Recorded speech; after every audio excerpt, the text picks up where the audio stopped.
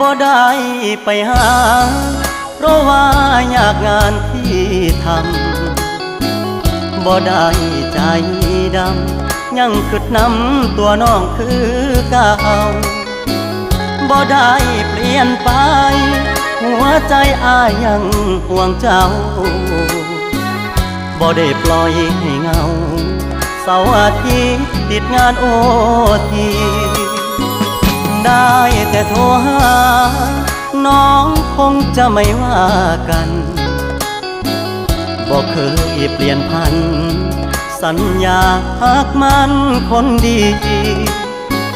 บ่ได้กักมีกินบ่ได้หลีกสัญญาที่มีย้อนงานยุ่งอีหลีคนดีอย่าเครียดอายเด้อขอหาสุมือเจ้ามาคืน